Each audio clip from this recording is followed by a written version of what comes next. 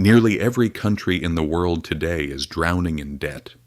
The United States is at the highest level in its history, $38 trillion in debt. The European Union exceeds 14 trillion. Japan is approaching 9 trillion. Even oil-rich Saudi Arabia is heavily indebted. Even export giants like Germany and China are stuck in serious debt. But when everything is this obvious, a very interesting question emerges. If every country is in debt, then who are they indebted to? The answer isn't as clear as it seems because debt isn't just a burden. It's the very foundation on which the modern world is built. Wars, crises, growth, collapses. Everything stands on this invisible pyramid of debt. And when you trace the chain far back enough, you see something surprising. It's not that the world owes someone. The world owes itself. But of course, that doesn't mean everyone benefits equally. Today we are talking about over $315 trillion in global debt. This amount is roughly 3 times the size of the entire global economy. So how did we get here? The real answer goes back further than online transfers or credit cards. National debt was actually born in war. In 1694, while England was at war with France, its gold reserves were nearly depleted. The king decided to borrow money from merchants. In return, he promised regular interest, payments funded by future tax revenues. A bank was established to manage this system, the Bank of England. This decision became the cornerstone of modern finance. The state gained the ability to spend money that didn't even exist yet. And lenders gained a tradable, government-backed asset. This model spread rapidly across the world. Because national debt was no longer seen as a sign of state failure, it became a symbol of reliability.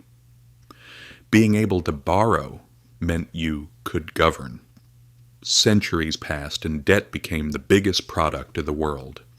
Today, roughly half of the U.S.'s $38 trillion debt belongs to American investors, banks, pension funds, insurance companies. About 1/3 is held by foreign entities, with Japan and China at the top. So yes, the phrase, America owes China is true, but not to the exaggerated extent people think. In reality, most of America's debt is owed to itself. The U.S. Treasury issues bonds. American banks buy them. The Fed sometimes buys them back and creates dollars. Then Americans pay taxes, and those taxes return to American pension funds as interest payments. It's basically a gigantic system of internal circulation. The same cycle continues in Japan, Europe, and developing nations. Everyone lends to each other and everyone holds each other's debt. What keeps the global economy alive is this mutual trust. But there is another invisible master of this game, the markets. Who gets to borrow at low interest and who must pay high premiums? This is determined not by democracy, but by central banks, massive funds, and investors managing billions. When central banks buy bonds, they create new money. This means every currency in circulation has invisible debt behind it. There is no such thing as debt-free money. For years this system worked because trust existed. But in Greece, Argentina, Sri Lanka, we saw what happens when trust disappears. Interest rates skyrocket, currencies collapse, governments fall, and people become poorer.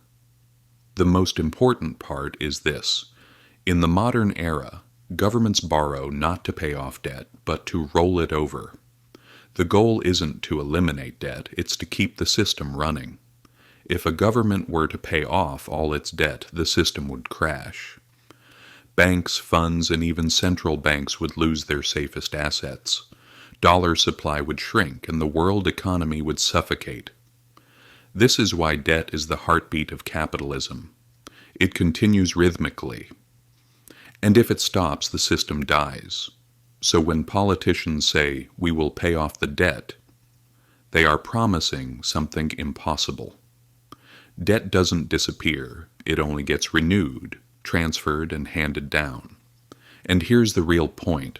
Debt doesn't just flow between countries, it also flows between social classes. Taxpayers pay it. Big investors earn from it. That's why, as global debt rises, inequality rises with it. In conclusion, the modern world uses debt not as a problem, but as a balancing mechanism. But if that balance breaks and trust collapses, everyone starts asking the same question. Who is the real debtor? And who is the true creditor? The answer isn't simple, because we are all inside this system.